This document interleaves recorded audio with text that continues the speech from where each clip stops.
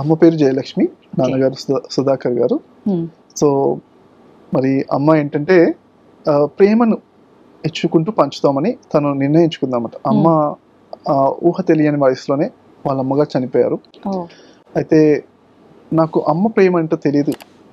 మిగతా క్లాస్మేట్స్ అందరూ చూసినప్పుడు అనిపిస్తారు వీళ్ళందరికీ అమ్మ ప్రేమ తెలుసు, కానీ నాకు తెలియదు కదా.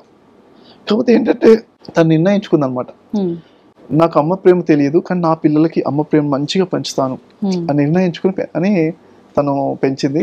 మా లైఫ్ లో ఫస్ట్ నుంచి కూడా డిఫరెన్సెస్ చాలా ఉండేది అనమాట. మిగతా పిల్లలకి మాకు మధ్య లోపల కంపేర్ చేస్తే పిల్లలు ఒకసారి స్కూల్లో ఒకడు కింద పడ్డాడు, కింద పడితే ఏడుస్తున్నాడు, ఒకటే ఏడుస్తున్నాడు. నేను చూసారే ఏంటన్నా దెబ్బ ఎక్కువ తాగలే, చిన్న స్క్రాచే కదా, మోకాలకి చిన్న 1-2 డ్రాప్స్ కూడా రావట్లేదు కదా అన్నాను. అంటే ఈ దెబ్బ తగిలింది కాదు, ఇంటికి వెళ్తే మా మమ్మీ చూసి నన్ను కొడతాదని ఏడుస్తున్నాడు. అవునా, మా మమ్మీ అట్లా అసలు ఎప్పుడు కూడా ఏమన్నా దెబ్బ తాకినా అవునా నాన్న అని మంచి దగ్గర తీసుకునే అన్న ఆయింట్మెంట్ రాయడం తప్పించి అలాంటి వందల డిఫరెన్సెస్ ఉండే అన్నమాట చిన్న పెరిగే క్రమంలో. స్కూల్ కి మమ్మీ స్కూల్ టైం అయిపోతుంది, నేను వెళ్ళిపోతాను, బ్రేక్ఫాస్ట్ చేయకుండా వెళ్ళిపోతాను అంటే తనని బ్రేక్ఫాస్ట్ చేయాలి నాన్న, స్కూల్ కి వెళ్ళకుండా పర్లేదు అని చెప్పేది.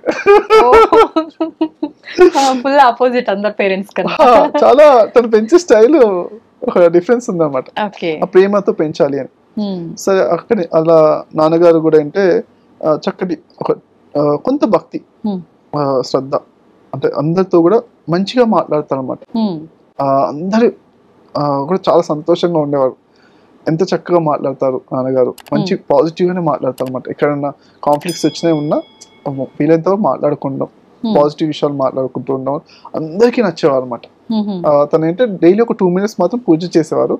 జస్ట్ వచ్చి నమస్కారం, ఎవ్రీడే స్నానం, ఖచ్చితంగా స్నానం చేసి, చలికాలంలో అయినా ఎప్పుడైనా స్నానం చేయాల్సిందే.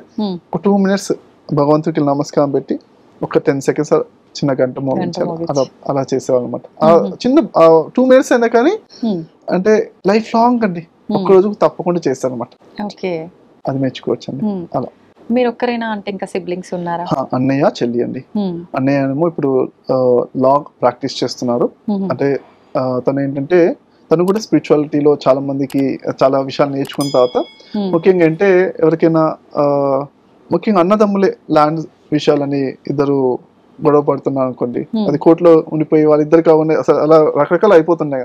వాళ్ళిద్దరికి కొంచెం భగవద్గీత కర్మ సిద్ధాంతం ప్రకారంగా కూడా వాళ్ళకి చెప్పి అడ్జస్ట్ చేసి మీరిద్దరు మంచిగా ఒకరి పట్ల ఒకరు ప్రేమగా ఉంటూ మంచి పాజిటివ్ వైబ్రేషన్స్, అన్నదమ్ములుగా పుట్టాక ఒకరితో పాజిటివ్ వైబ్రేషన్స్ అంటే కొంచెం కొన్ని ఫార్ములాస్ చెప్తూ ఆ సెటిల్మెంట్స్ చేస్తుంటారు అనమాట.